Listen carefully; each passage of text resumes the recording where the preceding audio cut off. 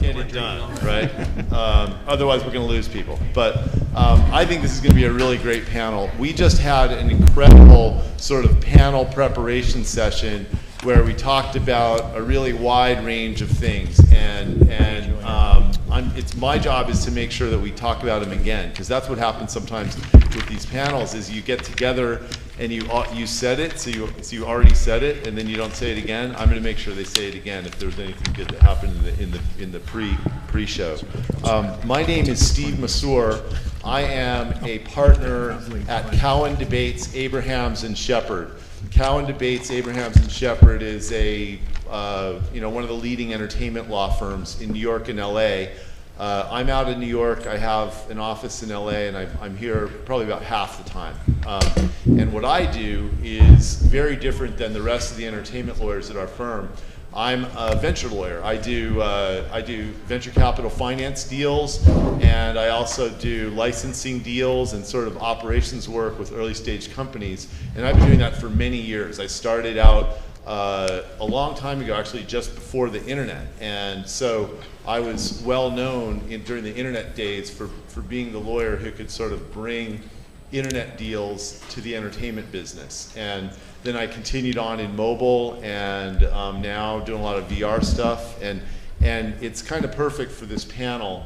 I've run into a lot of the people on our panel in business, and it's really exciting who we have here, because it's everything from people who are doing independent productions to Hollywood agents to representatives of real talent. What we're going to talk about is the degree to which talent drives interest, and talent drives brands and money in entertainment. And we're going to try to draw a contiguous line from the old media of movies and television and radio and music to VR and through the internet. And to think about these things in terms of what the revenue generation opportunities are, what are the tipping points that drive real human interest, because money follows human interest. So with that, I'm going to allow the panelists to introduce themselves, starting with you. Thank you very much, Steve. My name's Justin Hochberg, and I like money and I like human interest. And I like more of both. I run a production company called Just Entertainment that has recently become part of the Endemol Shine Group.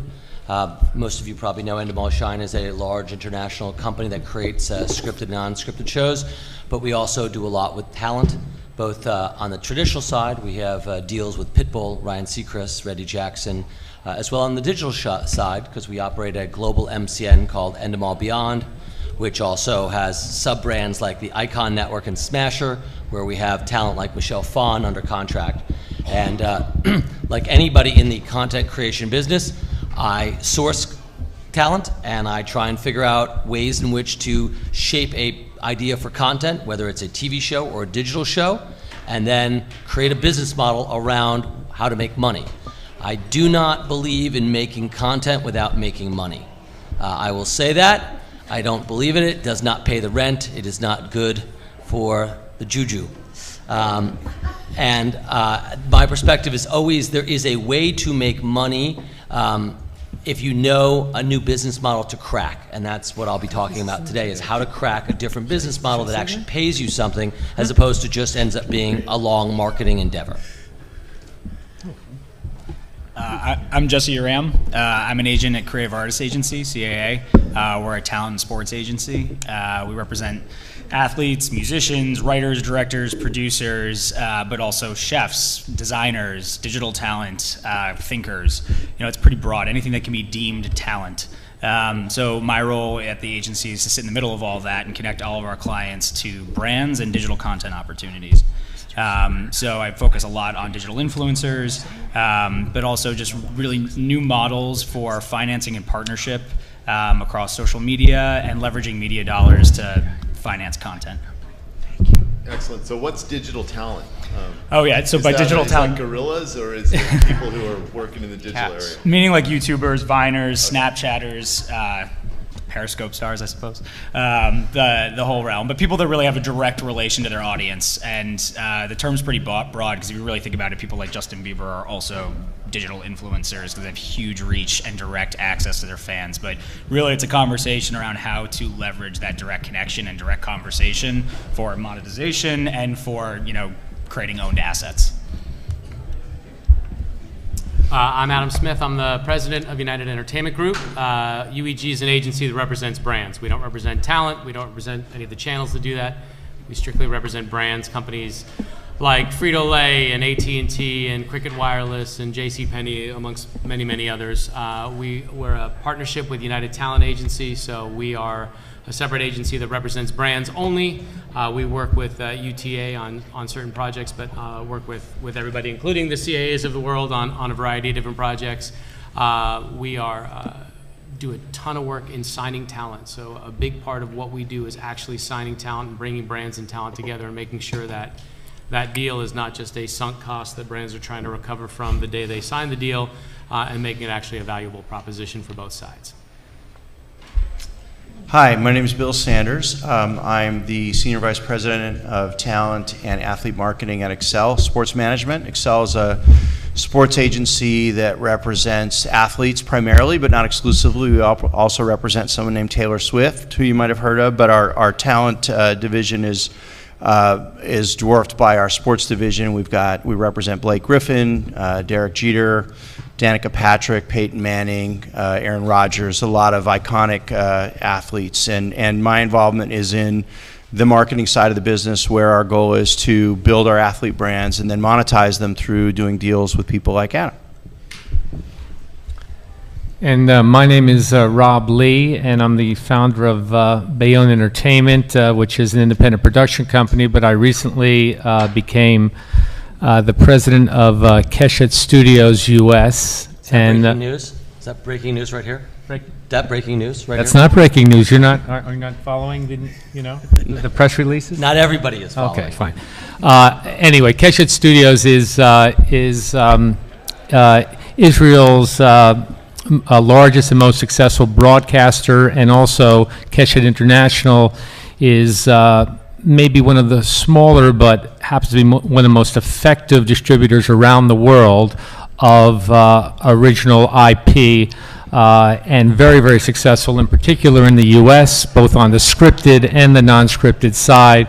Shows everything from Homeland to Rising Star to Dig. We can, there are probably 9 or 10 shows on across various platforms, both broadcast and cable, that are all Keshet. In respect to this particular panel, my job, whether it's Bayonne or Keshet, is obviously to I can take the formats and the IP from abroad and set it up here, or create a new, but then a lot of times, in order to get it going, you need to populate it with the right talent. And right now, that talent has changed, because it's not just your big TV stars or cable stars. It may, in fact, be your digital stars. So it's a mixture of both, and it's a little bit like the Wild Wild West, but trying to figure out who is worth what where is ever changing, and it's something I think that's, I'd love everybody's opinion on the panel about. Hello, my name is Hiram Garcia. I am a producing partner and head up film development for 7 Bucks Productions, which is Dwayne "The Rock" Johnson's film company. We deal with film, TV, as well as digital and other emerging platforms. As it pertains to this panel, I've been with Dwayne for many years, and kind of there from the beginning of someone who wasn't first embracing of social media, and then just kind of saw the value and really took to it, and just exploded into the social media world, where now I think across all his platforms, he's at about 100 million strong, where he has a huge relationship with the fans, and has really just found it as another level of connecting with them. So that's always a big aspect of everything we do in our production, and kind of our plans is always something that can connect to the social media aspect and the digital platforms, and always merging them together. So yeah, so I'd like to start with that. I look at Dwayne Johnson and I think of someone who actually almost has solved the same problem that digital has. I mean, digital is still not making as much money as television does, and you know, we all have worked really hard on it, and it's essentially a money panel. Now, how did Dwayne, like, where did Dwayne come from, and how did he move himself as a star from what he was doing to a different place? Well, I think initially when, I think it was right around, I want to say maybe during Fast and Furious 5, was right at the beginning of considering social media. And like nobody knew who Dwayne Johnson was. They knew who The Rock was. Sure. Well, and that was always a process of just, you know, in just kind of, you know, in creating just a little bit of separation from, as he started to establish himself as an actor. You know, it's always difficult when you're kind of crossing over platforms, and everyone had been used to him as this huger than life, bigger than life wrestling persona, and now he was fully invested into being an actor and really invested into it. And then there was a little bit of separation there, but I think the comfort zone came actually when everything merged back together, where he was comfortable being The Rock, comfortable being Dwayne Johnson. Dwayne The Rock Johnson was the perfect synergy.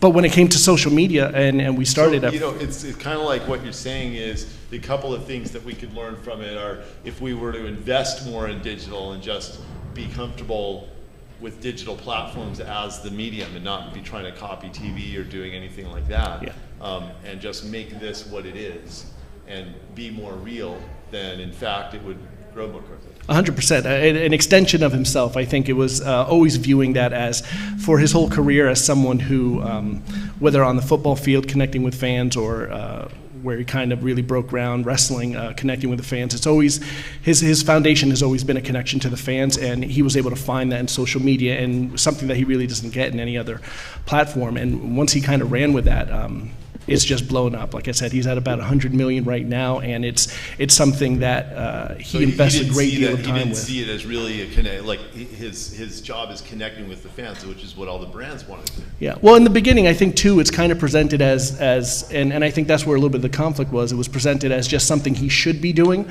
You know, you should be doing this. This is great for monetizing and so forth. And he's, you know, one of the things that makes him the persona that he is just his desire to always keep things real and kind of be grounded and and rooted. And once he clicked and found something that was very organic and authentic for him and how to connect with the fans, that's where it took off. Because as opposed to just doing it because it was told to be done, he found real value in just being able to communicate with them and kind of have a pulse on what the fans are thinking. And, you know, the ability, especially with Instagram, he, you know, started with Facebook. Twitter is something he likes for one-on-one, but his growth on Instagram, for example, last year at this time he had 5 million fans on Instagram. At this time this year he's at 30 million fans. The growth has been unprecedented, and it's been his ability to kind of tell a longer form of story, the ability to do 15-second videos and just kind of take the fans along on the ride with them, where it's not, the fans are sensitive, I think, to quick sells. If they kind of feel a movie's coming out, all of a sudden someone's talking about it. And he basically, from the beginning of the concept, he starts bringing fans along and just, they feel present. So everything nothing just surprised, you know, pops up on them. They've been on the journey with him. So how many Instagram posts does he do a day? That's hard to say. It really depends what's going on, but he's very active on Instagram, you know, and he enjoys letting people into his life like that, whether it be kind of, you know, he believes strongly he came from very humble beginnings, and his strongest belief has always been that he's not kind of that person that was wishing he'd win the lottery or something like that. His belief was, I have two hands, my two hands control my future, I'm going to build my body, and through building my body I can build success. And he keeps that with him to this day, which is why he's up at 4 in the morning, he's working out despite his success, he maintains that structure, that daily life, and he basically brings his fans along with him, and they really respond to that because they see there's an authenticity to him, that he's putting in the work, and he strongly believes that you put in the work and you get the results. You know, I don't know if anyone's ever drawn this connection before, but it's not dissimilar to the early story of Arnold Schwarzenegger in a certain way. Who was a huge inspiration for him. He always says that Arnold Stallone, even Dolph Lundgren in Rocky IV. You know, these were guys that he looked at, these guys who were larger than life on screen, and the one thing he saw, the common thread among them, is that they had these amazing bodies that they worked on. They all were always shown putting in the work, and from a very young age, he said that clearly is the way that I can achieve my dreams, especially his father, who was a wrestler, his grandfather. All these men put in great work into kind of building and working with their hands, and that's how they achieve their success.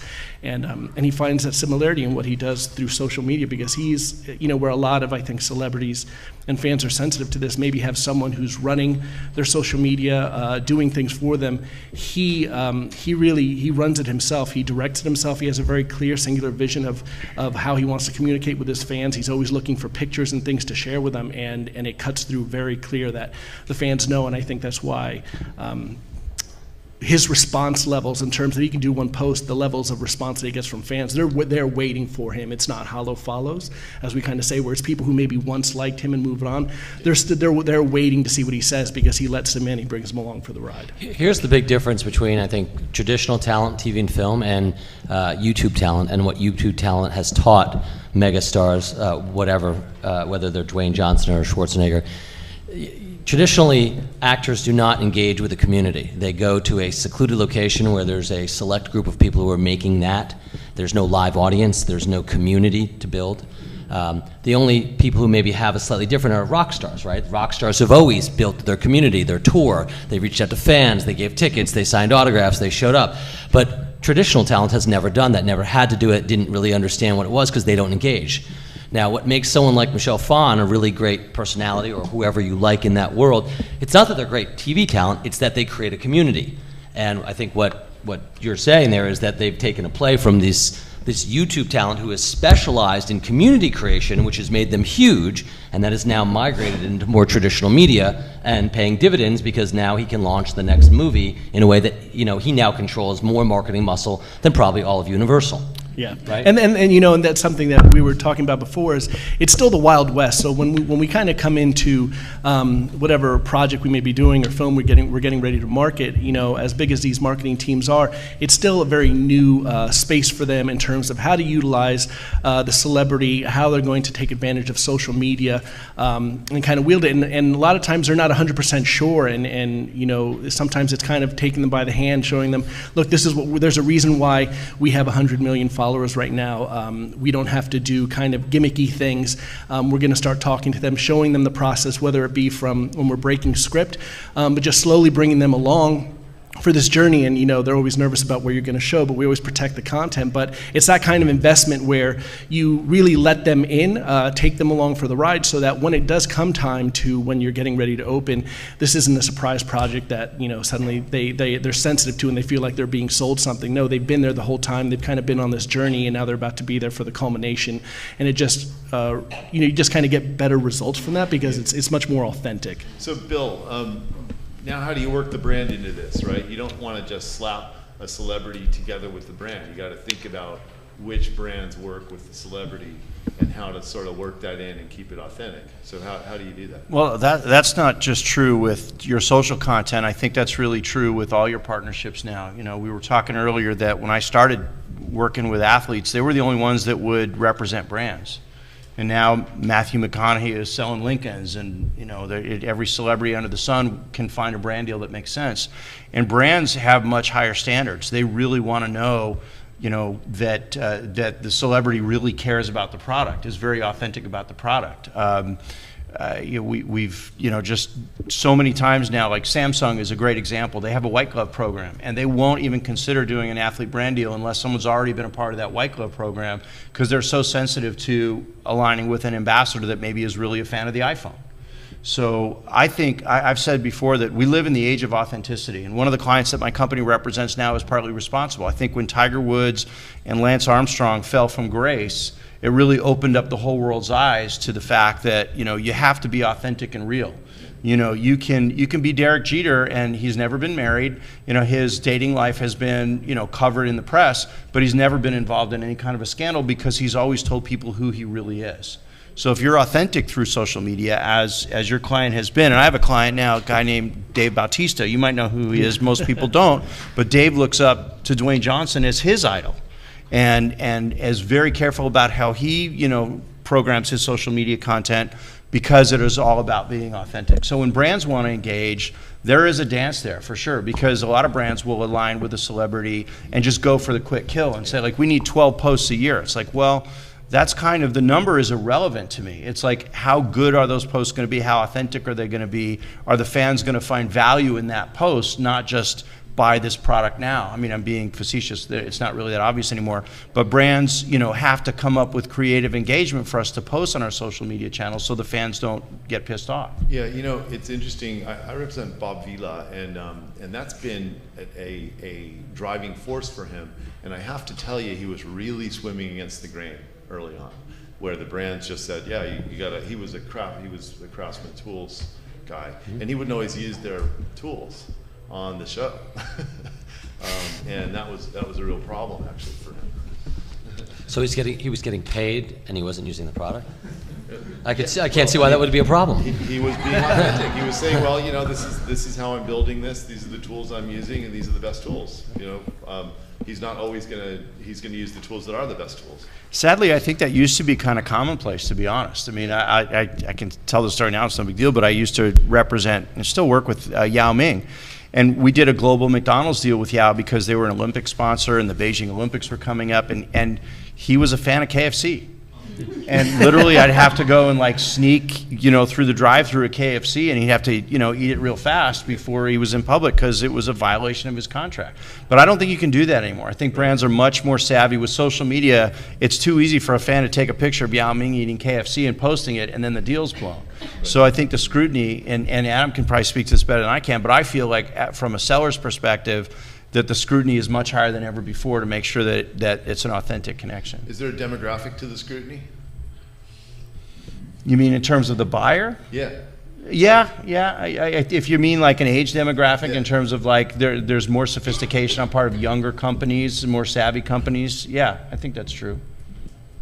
Well, I think there's more overall protection now from the brand side too. When they enter into a contract, it used to be, you'll do it? Great, let's do it. I want these 5 things, these 10 things, and we'll get it done. But now there are morality clauses built into things. There are usage clauses built into these things. There are timing clauses that are built into every single deal that's done to put that rigor into it to make sure that Bob Vila isn't using somebody else's hammer, because that blows the whole reason you're doing the deal. Yeah. And so, like Bill's talking about, there was a time when you can sneak things. You can't anymore. Right. Social media is out to anybody that tries to sneak something. And the truth is brands, it's marketing dollars are shrinking. So if they're going to spend money and all of that money on talent or a property or anything, they're going to put a lot more rigor behind it to make sure that they're getting the most out of it, or else they won't enter the deal. So why didn't they do that before? I mean, I get that now it's sort of like, oh, I can get caught. But I mean, these are multi-billion-dollar brands. I think they did it before, but I think it was harder to catch people cheating. Right, but if the contracts have, focus on the contracts. If the contracts have actually morphed, right? Because that's not about getting caught cheating. That's about being specific about what you require. Something's obviously changed on that side too. If there's really more clarity as to beyond just, hey, post 5 things. It's post 5 things within 30 seconds, and it's got to have this type of content. Well, I think that go to the first part. I think brands never wanted anybody to cheat. I just think it happened, right? That's just a natural cause. I worked for an NBA team years ago, and one of our players had a shoe deal, and the base of the shoe hurt his foot. So he actually had the base of the shoe made by one company, and the top of the shoe with the logo made by the company he did the deal with. That was for his protection. That would never happen in a million years today. That's just the way it happened. Ski stars have custom skis, Yeah. so and they slap the top on. But so. I think now what brands are doing is they're not just willing to get into business with anybody. Right. To Bill's point, the White Glove program is a great example. They want you to use the product and say, I use the product, I love the product, I'm going to endorse the product, because if somebody asks me about it, I could speak authentically about it. And people know that I'm not just shilling, but it's something I take seriously. So I think the relationship, I'd say both ways, right? For the most part, talent wants to get involved with stuff they believe in. There are people out there that get offered 7- and 8-figure deals that say, I don't eat that, so I'm not going to do that deal. That may not have happened years ago. If you don't mind, I want to add something, because I'd actually like to hear everybody's perspective on this. I thought there was some news today that was pretty intriguing, which is the Oprah Winfrey Weight Watchers story. You know, and I forget what the number is. I think that the stock that she purchased increased in value by something like $30 million once the announcement was made. 107%. I mean, that to me, that is, you know, and if you look at Jessica Alba and The Honest Company earlier, like there are some examples now, there are anomalies, but they seem to be more commonplace. Those of us who represent talent have, for, you know, several years now, been really working on building those social media audiences, but having no idea how to monetize them.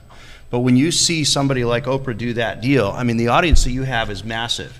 You could do a deal with a brand, or you can launch your own brand. I mean, you have your audience already.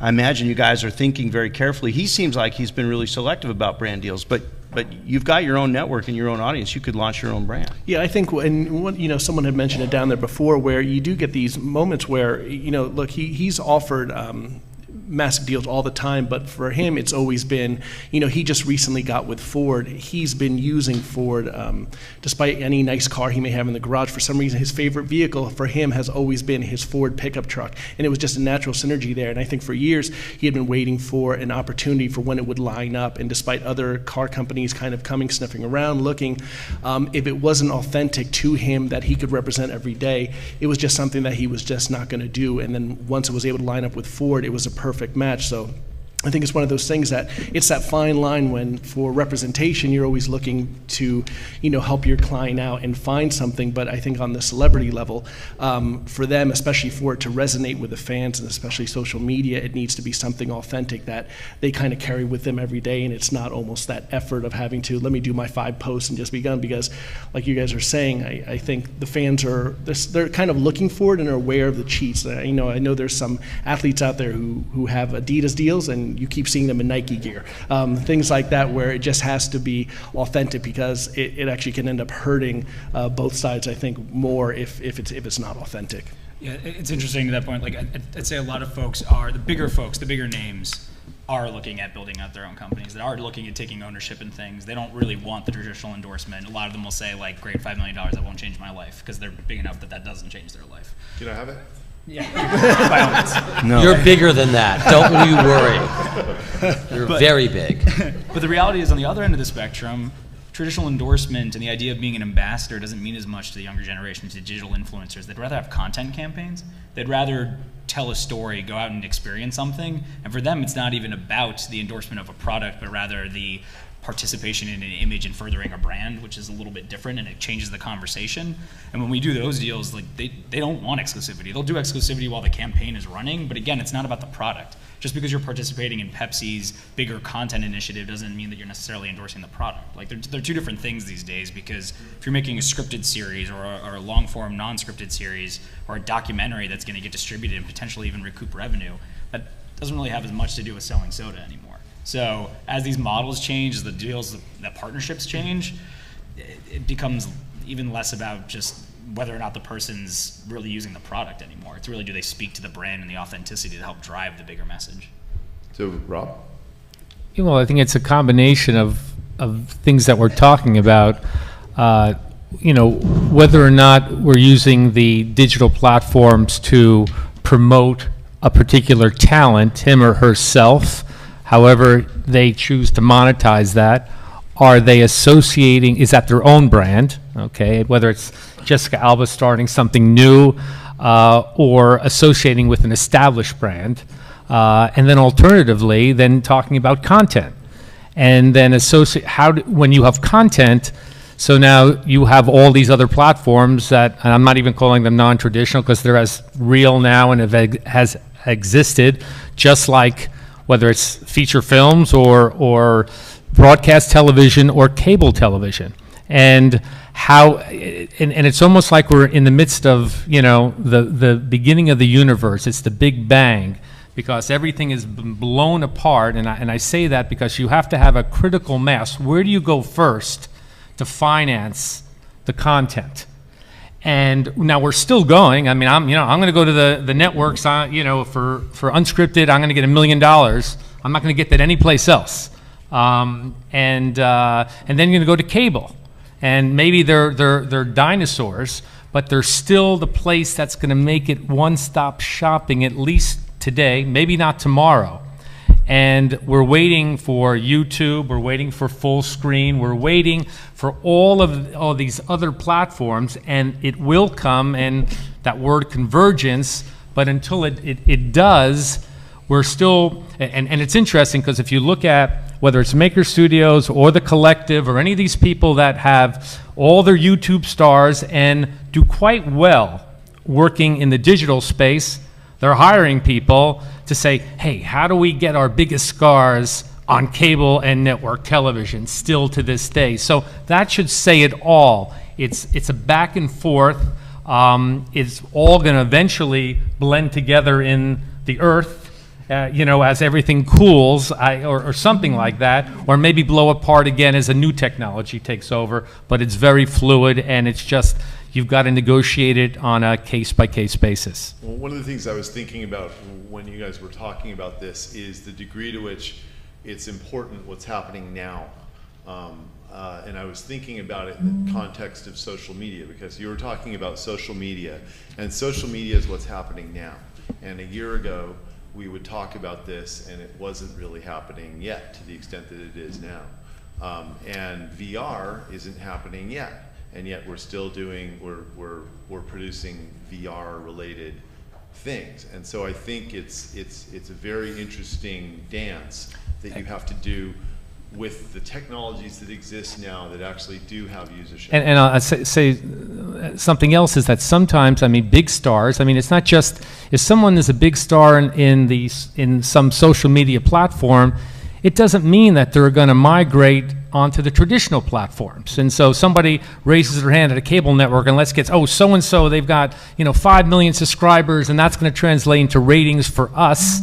It's a different audience that's absorbing content in a different way, and maybe you're going to get something out of it, but it's not necessarily going to translate or give you the success that you need. You've got to be. And that kid probably can't act either. What? That kid probably can't act either.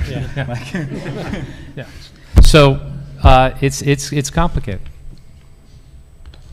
So what about VR? Tell us some of the stuff you're doing with VR. So there's a lot going on in the VR space. A lot of it's about building the tech right now, but in part and parcel of that is creating the content to actually live on these platforms.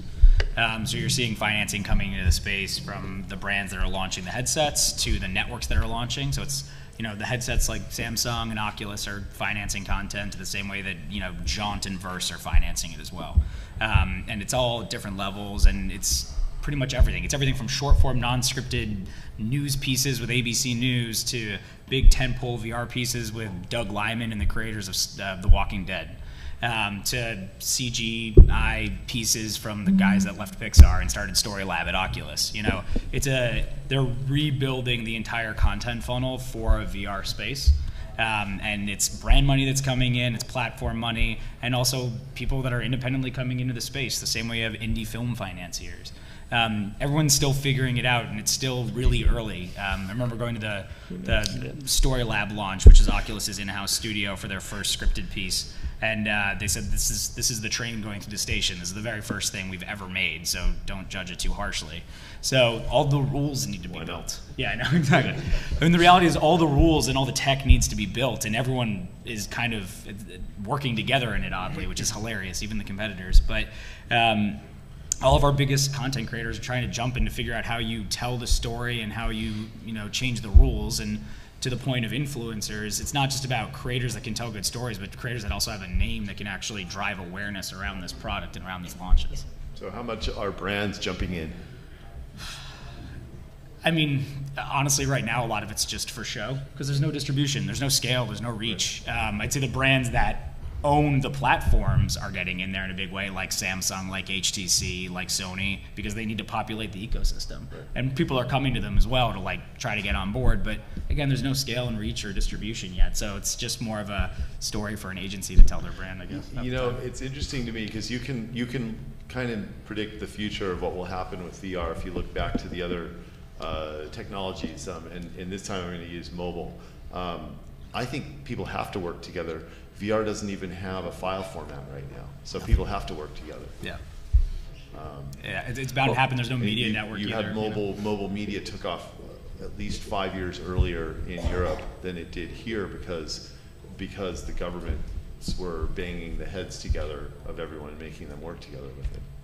Well, that happens all the time, right? I mean, every tech, whether it was internet on TV or, streaming media, there's got to be some, and technology companies are actually pretty good at collaborating up to a point, whether it was a DVD standard.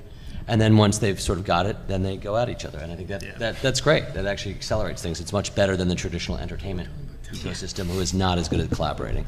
Sometimes I wonder if we obsess a little bit too much about platform. It's the new bright, shiny object. I don't think consumers care at all about platform or distribution channel. I remember when they were fun, right? they were launching 3D TVs, and everybody had to have one. And we bought one in our house, and I don't even know where those glasses are now. I think there will be specific applications. What do I know? They're I'm next not to a the tech- laser disc. Yeah. And I'm not a tech guy, so I don't know, but I've seen some demos of VR, and I think it's certainly intriguing. I think there's specific applications. I think for education it might be interesting. We were talking about, what if Yao Ming did a tour of Shanghai, and you could tour Shanghai with VR? That's cool, go to the Shanghai Art Museum in VR. That might be interesting. But, it's an isolationist experience, in my opinion. And still, if you go to the movies, you still want to be in a crowd of people and laugh with everybody else and share with everybody. It took a long time at the beginning of sort of when, in the Netscape browser was invented. It did take a very long time for people to figure out what to do on the internet. I mean, there was email, and that was really easy. Yeah. And then there was some level of search with Excite and all that. But it took a long time to figure out that there was something more to do besides search and email people. So and look at takes time. Netflix. Netflix, people love Netflix not because of the platform, but because House of Cards is awesome, and the content that you can only get through Netflix is awesome. That's what made it for HBO for a long time. Ultimately, it was The Sopranos and Sex and the City that drove people That's to what HBO. old people like about Netflix.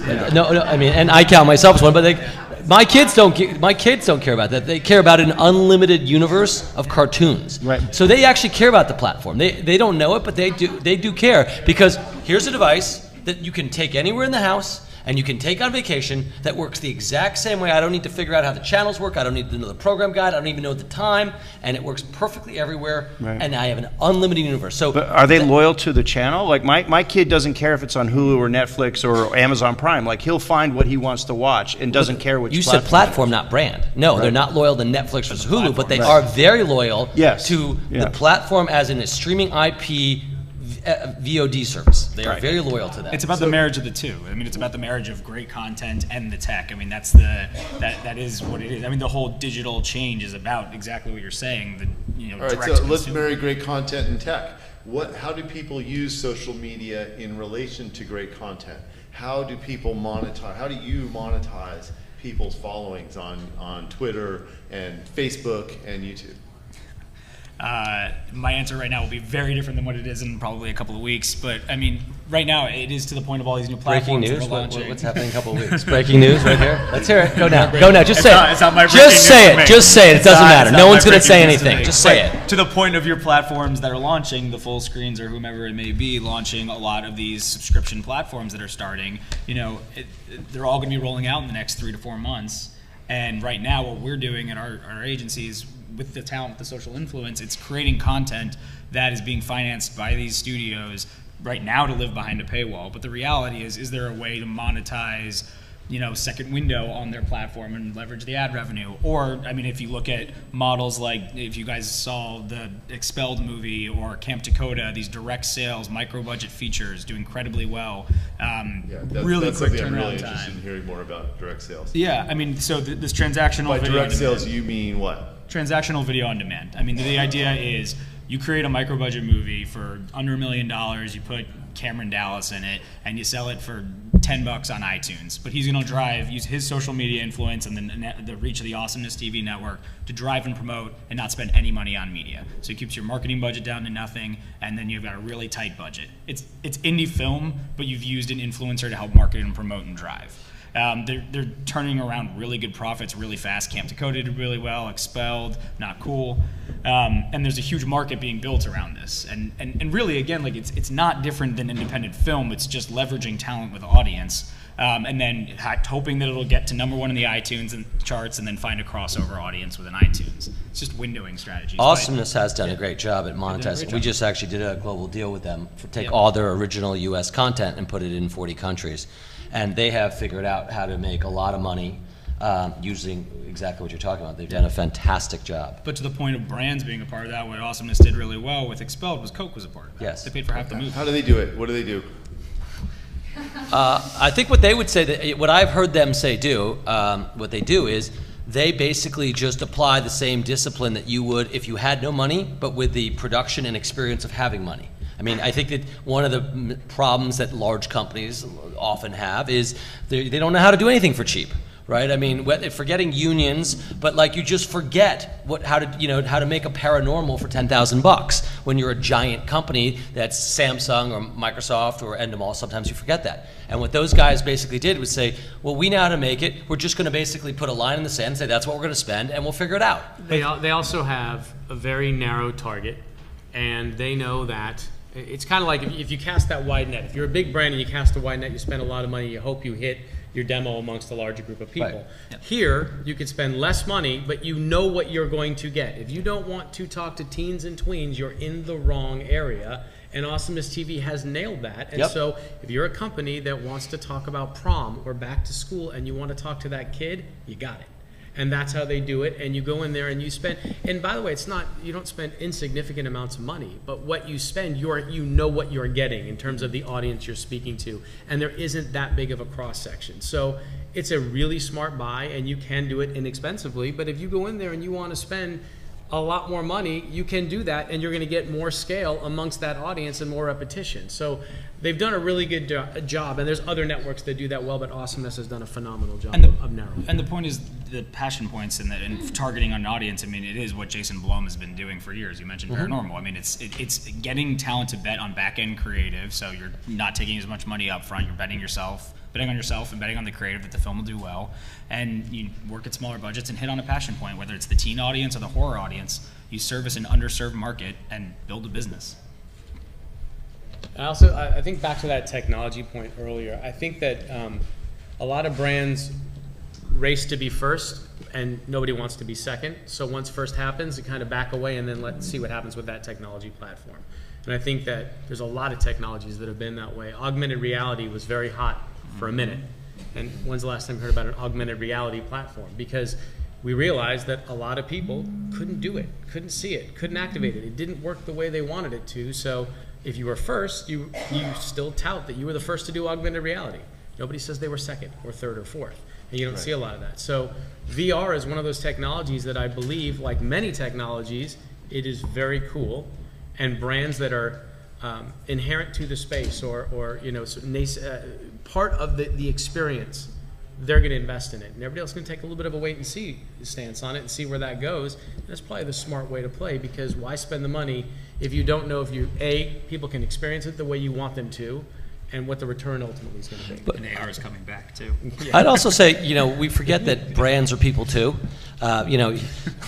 Large companies, whether they're 10 people or 10,000 people, they're full of people, and people like to do interesting things and try creative things. And the best way to keep your best minds engaged is to allow the creative people in various brands, whether it's TV production or whether it's traditional brands or agencies, to explore things and figure things out, because that's how you find what might be next. And so if we all didn't have curiosity, we wouldn't be on the moon and the internet wouldn't have been invented, and we wouldn't be trying these new things, much of which will fail. And I think it's okay to recognize that the technology business and the traditional media business are the same in as much as they are complete businesses of failures.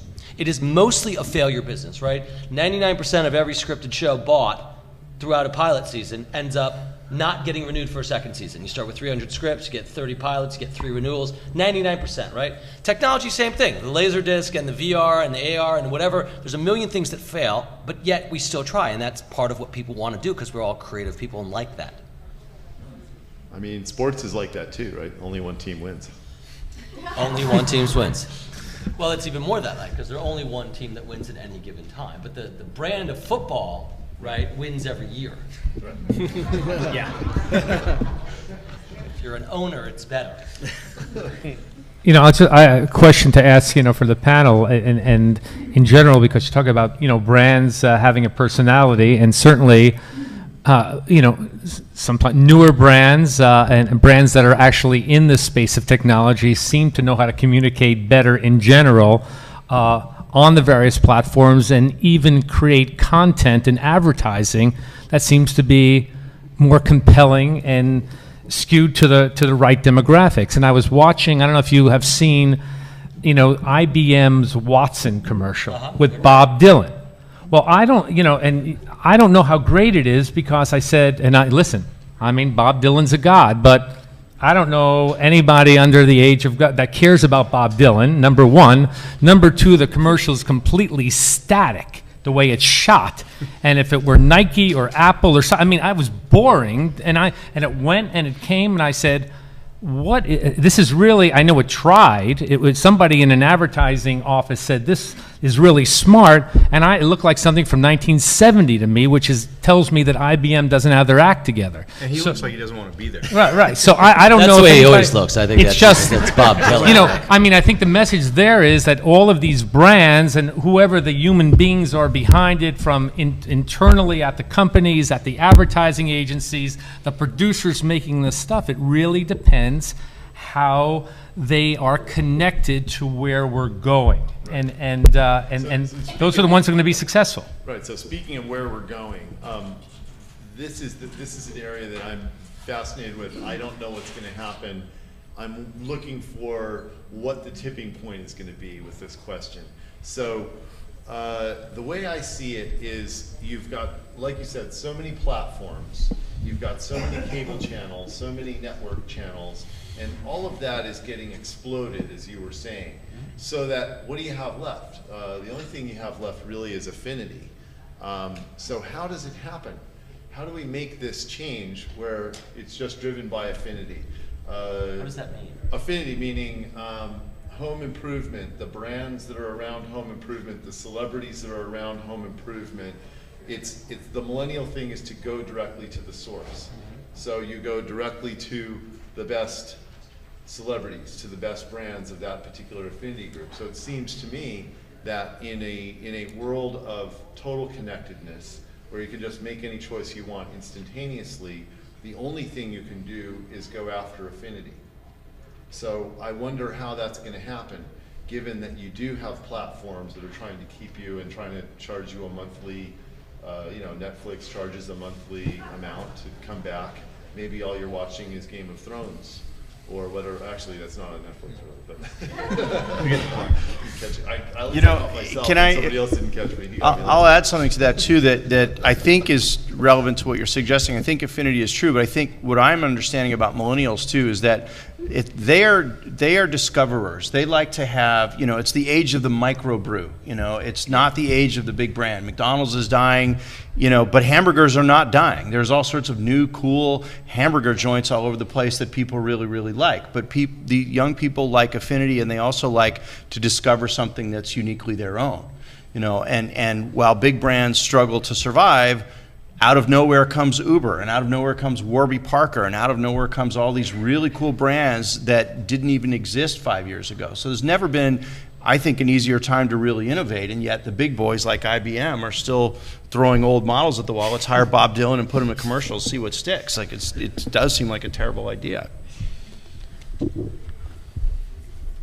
So, I'm trying to get to the future.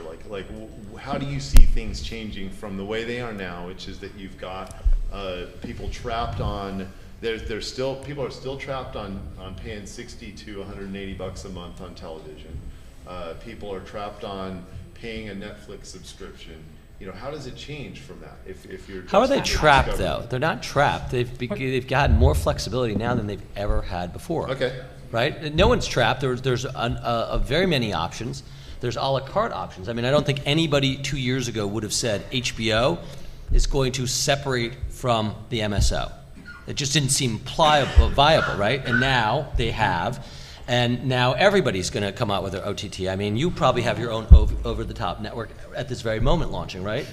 Of course. So there's never been more flexibility. You've never had. TV. That's right.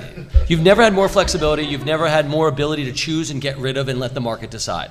You don't have to subscribe for a year of Netflix. You can do it monthly, right? And just again, go back to other models. Big retail companies. Why does a place like Costco become very successful and Kmart goes out of business, or Sears. It's going to be the same thing with your different over-the-top. Sure. Whoever makes the best programming delivers it to you, efficiently for the best price are the ones that are going to survive. And it's going to change. We didn't have, I don't know how many, 20 years ago, we didn't have DirecTV. We didn't have these. We have, and we forget what we have today didn't exist that long ago, and things are just going to change faster. And speaking of that direct sales model, do you guys think that has legs, the idea of actually selling products directly to consumers using celebrity? I personally, I absolutely do. I mentioned Yao Ming before. When he got hurt, he was interested in starting a wine company. And so we started a wine company for him. And if you go through traditional distribution in a wine company, you sell a bottle of wine that retails for $150. You sell it for $25 to a distributor who sells it to a wholesaler for $50, who sells it to retail. The markup is crazy. Because he's got millions of followers in social media, we can build our own direct-to-consumer mailing list and sell bottles of wine for $100 or so a bottle, and we're keeping every penny of that $100 because we're selling direct-to-consumer, because the distribution model is totally antiquated. But that's an interesting, a good and bad example, in my opinion. A good example of you have somebody and they have a following, and a bad example of the product. Now, I understand he probably likes wine, so he wants to do it, but how much easier and how much more could you have sold if you had sold something that he is actually known for? Maybe in China he is known for wine, but here he's not known for wine. Well, for what it's worth, it was also about targeting, right? And most of that wine sells in China, right, where when he was seen coming home from the United States as a guy who was like Marco Polo. What do you got in your bag? Well, the best, and wine was going crazy in China at the time. So he came and said, although everybody's buying French wine, I discovered California wine while I was in the United States, and people received it very well. I get that. The question is, 10 years ago, I produced a show for Bravo called Blowout with a hairdresser, and we launched a product, and we sold that product on QVC. But that product didn't premiere on QVC until the episodes leading up to the creation of the product, and the show was a minor hit or so on Bravo. Several million people were watching it, and they saw the creation of the product and this guy be a perfectionist and candidly a jerk, but you knew it was a great product. And so 2 weeks before the actual show broadcast, with him being on QVC, there were some pieces of the product in Sephora, but simultaneous, QVC went on the air right after the broadcast, and in an hour, I don't know, literally $2 million worth of a hair product, a pomade called Dirt, was sold, and that was a big record for them. And so today, the question is, once you establish, and it was a very good point, because it's not just an endorsement, but if the talent has a real connection, an expertise with the product, and on some platform, I don't care if it's traditional TV, on the web, you have created an awareness, a very large awareness, then you step back and say, wow, I now can not go through regular retail channels, go on my website or go on some other over-the-top thing that will exist like QVC and make a bloody fortune without a lot of in-between people. Yeah, you're talking a lot about the story, though, and to combine those two, so we work with the Fat Jewish, the Instagram person and comedian, but he's a writer. It's great. But he has a wine called White Girl Rosé that has done incredibly well. And the story is that there was a rosé shortage in the Hamptons over the summer, and people on social media went crazy, and he thought it was hilarious and started a brand.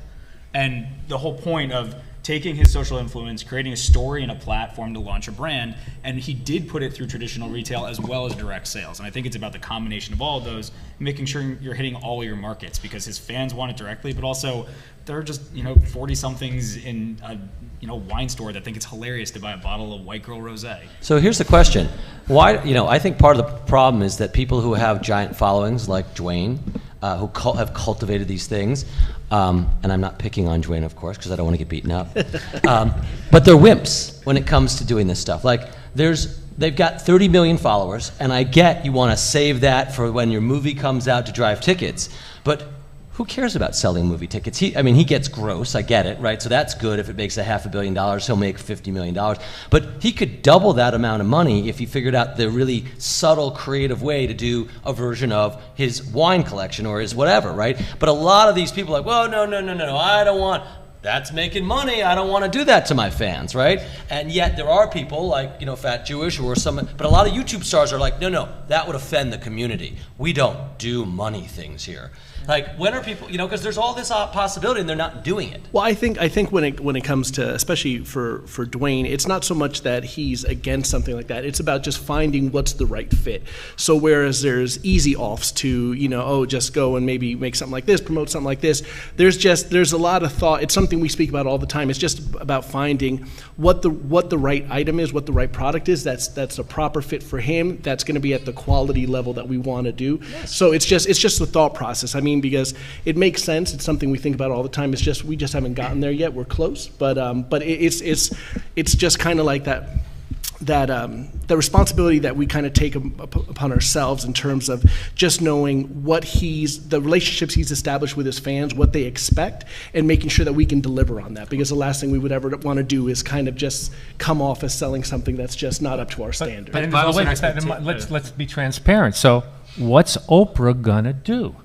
Okay, because she should have done this a long time ago. If there's a trusted right? brand, okay, Oprah is a trusted brand. This is actually fascinating because will she go on her own, whatever platform she uses, and tell you to, buy your Weight Watch? Obviously, she owns 10% of the company.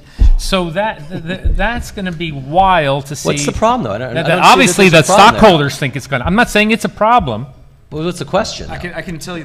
There's an expectation. There's an expectation. Well, no, is she saying I'm hurting my credibility? I mean, she's just bought into the company, but if she starts hawking, I mean, there is a line because she cherishes this interaction with her audience on social media and is almost taking care of them spiritually and otherwise. And is she going to blend the message of, well, I'm going to take care of you, and you lose weight, you'll be a happier person, and make sure it's Weight Watchers because it's mine and it's the best? I don't know. And will people? Is that any different than her just owning a channel, right? Like she's saying, "Come watch my channel." You're going to make a line in the sand, but it's not as personal. Well, you say that it's not as personal, but like she owns a channel and she's driving ratings and she convinces people to get there, and she works with advertisers that she puts on her channel. Like, yes. Again, those shows. It's not as personal as if The Rock got on with a certain brand, a certain product, and said, "Hey, buy this," or Oprah's going to go on and say, "Now you should." We've talked about losing weight for 30 years with me. But I never talked about Weight Watchers. Now I'm going to talk about Weight Watchers. I think it's actually part of the reason that it has a great chance of succeeding is that it is so personal. Like she clearly has had battles with weight her whole life, great. and now she's like openly saying like I'm going to tackle this, and it's a tightrope act because if it doesn't work, that's the risk, right? Is what if she loses weight and then gains it back? Then people will like her even more because that's honest and that's true, right? Like that's true. That is what happens to everybody. But like Jess Alba, right? I mean, you guys all say it's like challenging to like associate with a brand. A lot of people build a brand. I mean, Jess Alba built a brand. The examples that you're giving are the I like your dad better. The problem is that for traditional talent, the expectation has been set that you are going to be Jessica Alba, that you're going to be Will.i.am with Beats, that you're going to be one of these guys. But the reality is, Will.i.am actually came up with the idea. It's written down. But if you look back, Jessica Simpson was Komodo. It took these really high-end partnerships to actually get these things off of the ground. Sure. And Will.i.am was smart enough to say, like, you can't pin Beats on me alone. Like, you need Dr. Dre to come in to like be the face of this to push it. But like, the expectation has been set so high that everything's going to be that we have clients that are like, oh, I only want to go down this path if it's going to be that. But you have no idea. And don't most fail? The difference is that the ones that are successful are there's two types of deals, right? There's an endorsement deal where you're going to lend your name to it, you're going to get paid to do it, you're going to do the commercials, you're going to serve the deal in the contract, and when that contract is up, you may or may not get renewed, and you're okay with that. Or you want to build a business, and then you're a business person, and you are building a business, and that is, when we talk to talent about doing brand deals, we ask that question. They say, I have a real desire to be in the brand space. What does that mean? Do you want to be the face of a brand, or do you want to build a brand? If you want to build a brand, let's have that conversation. That's a whole different conversation. You want to be the face of a brand, let's find a brand that syncs up really well with you, whose consumer says, that's the person I want to be. I aspire to be like that person. I want to do the things that person does, and therefore, I'm going to buy that product. That's an entirely different conversation, and Jessica Alba has lived it. She built a brand, and to her credit, Jessica Simpson has built a brand at Kohl's. She had the help of Kohl's, but now she is a businesswoman who is building that brand. Say what you want about Buffalo Wings and all that garbage she did. Yeah, of course, she's very successful. She's a businesswoman who's built a brand, and there are two Kathy different ways Ireland. to do it.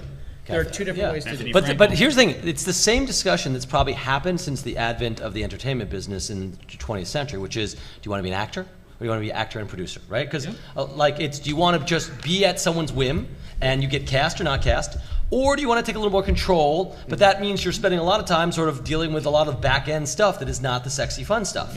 Yeah. And that was Ciroc with P. Diddy. I mean, I'm pretty familiar with that situation, and he worked really hard. Yeah, he worked really hard. It's a business that he still controls and has a lot of control.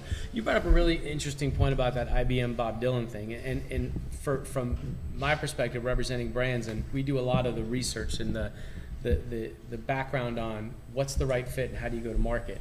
What's interesting is if I look at that case study, and I did the same thing you did, I look at that and I say, if I'm IBM, and I've been tailing off a little bit, I've been tailing off because the younger generation is buying Apple because it's cooler and hipper. So I got to get cooler and hipper. So you know what I'm doing? I'm going to sign Bob Dylan. And buy a 30-second spot on Bob TV. Dylan is super cool. I love Bob Dylan, but Bob Dylan is not going to make you younger and cooler. It just doesn't. And don't move the camera, and then I don't know what the music is. Like Led Zeppelin, maybe, but that's also quite. But it's an interesting choice, and you wonder what. I'd love to hear whoever created that campaign what that. Maybe IBM realizes that the fastest growing digital segment of the market are people Possibly. And they realize Possibly. See, I never thought that was supposed to be a cool and hip ad. I mean, I thought it was like, that's entirely possible. That is possible. You're right.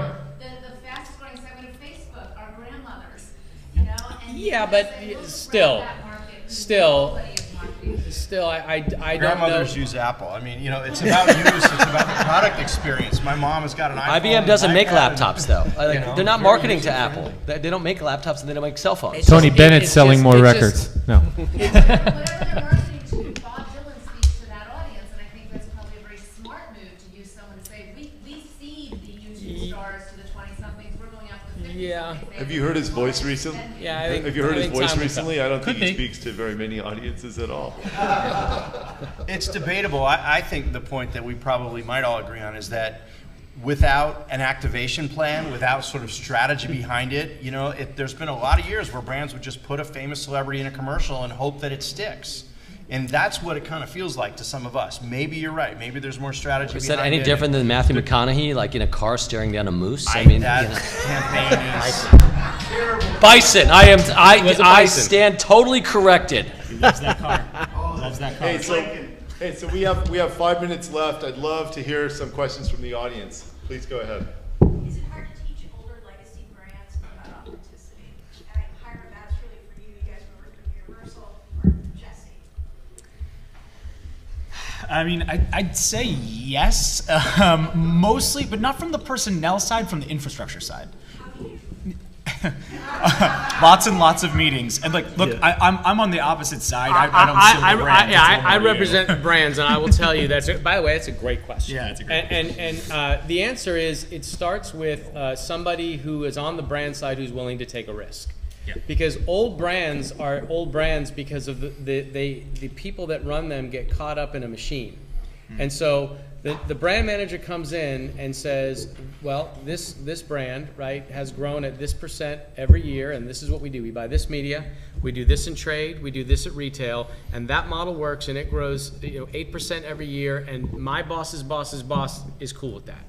And I'm gonna stay the course because my next move is to be a VP, and then maybe at that point I'll make a change. So what you have to do is you have to find somebody who's willing to take a risk, a calculated risk. Yeah. I also would. Not a crazy big giant leap, but test something, try something different, and when it works, build on it, and sort of that double down mentality. Definitely. I mean, like, take a look at what Brad Jakeman just said out of Pepsi. I forget which thing it's at. It's Adweek or Ad Age, one of the two. But it's a great speech. It's a great article about them busting up their agency system, because it's just it's an old broken model where media buyers are rewarded for hitting certain things that aren't even relevant anymore. So a lot of it has to do less with the people. Like a lot of the people running these older legacy brands do understand. It's just the ways, a lot of it, the infrastructure where their agency relationships are structured, and just basics like that. They need to have an advocate that can blow them apart. It is kind of a form, kind of them just being able to invest in trust. And, when, what we deal with is, at first they always seem to have a plan. And sometimes what we'll come across is,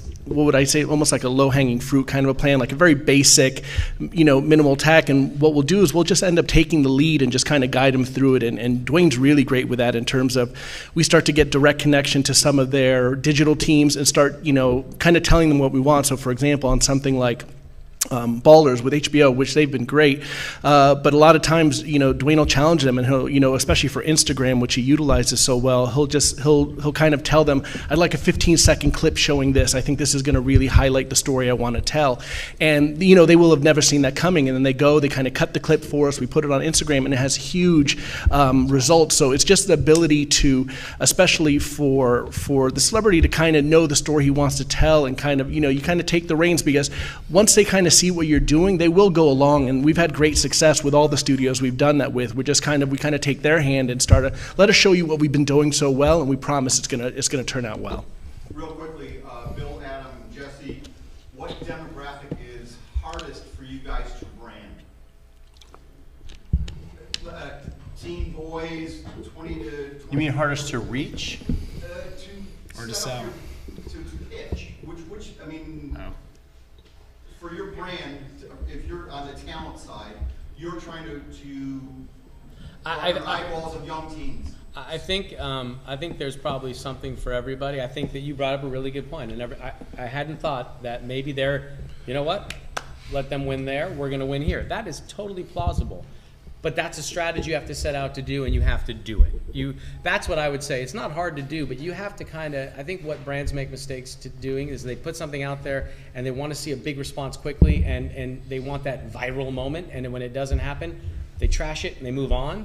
And sometimes you have to let stuff breathe, and you have to let it have a moment, because if you don't let it have a moment, you're never going to know.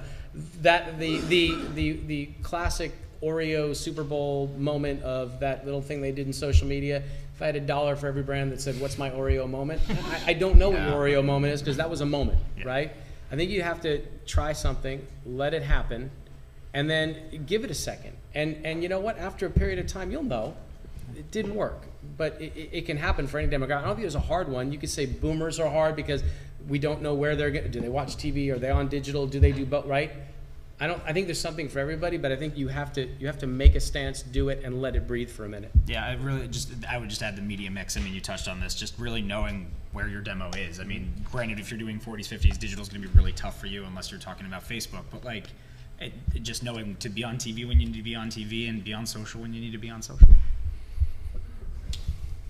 Yeah, when you talk about brand integration, when Dwayne's doing Ballers, are there things he can promote on Ballers on social media that he can also have access to sellers, fans too, or does he have to go to HBO and say, this is what we're gonna do, get their permission first, or you just kind of freestyle, you get do what you want first on social media, then they gotta figure out later on what's going on. Like, anybody have a panel about brand integration and the companies? It's it's a very collaborative process. HBO's been great with that, and especially as $7 being one of the producers on the company, on the show, he does think about the things that there's certain things that he wants to, not even, I wouldn't say sell, because we haven't been doing that, but there's just certain clothing items, certain pieces that he likes to really kind of get out there and show, maybe something that adds to the storytelling of either the character or even Dwayne himself. But we haven't had any issues with that, and I think when the time would come, if there was something that he wanted to be able to promote on there and kind of push to his fans, it would just be a collaborative process with HBO. I would just add on that, on HBO, they're the the producer, and they're also the platform. If you were, let's say, at a network and you were the production company and you developed this concept and attached the talent, and you knew that you had brand integration possibilities, the network's going to say to you, no, you can't do any of that. We're going to own it all. Go take a jump in the lake. And by the way, we're going to do it. And they don't, or they don't do it very well. And then you sit there crying, saying, I would have given you a half. I'd even given you more because I would have done it much better. Why do you take things that you don't use properly? And that is on and on. And I think it has to change because of the power of the economics that are involved. And it is changing, but it still exists. So do you think that Kevin Hart should get $3 million a tweet? Or do you think that was a blown-up situation with Sony? Like, he really deserved to get paid $3 million to tweet about his own movies? I mean, Clint Eastwood said it best in Unforgiven. It ain't about deserve. It's about go ahead. With the advent of over-the-top television right now, and the conversation you guys are having about ballers, right? Because most of it's happening here in a lot of parts of Europe, I mean 50% in Spain, 40% in UK, there's a marketplace in each and every celebrity that exists, right? That celebrity as a marketplace is the truth, right? Michelle Phan, Justin, you brought her up. She just raised $100 million in her Series B funding for Ipsy. Yep. Where's the celebrity in the entertainment space doing the same? Right? Silicon Valley is really focused on the $100 per follower valuation on Wall Street. That's it. You have a billion views on YouTube, 200 million views on YouTube, 70 million followers on Facebook, and you're not taking that to some marketplace for capitalization, you're missing the money that's left on the table. That's right. That's why Dwayne's going to launch the new thing tomorrow he's announcing, right? Get ready. Hey, Get ready. I think we're over our time. Everybody on the panel showed such passion for this, so please give them some love. And thank you, Steve. As always, you are a great MC. We appreciate it.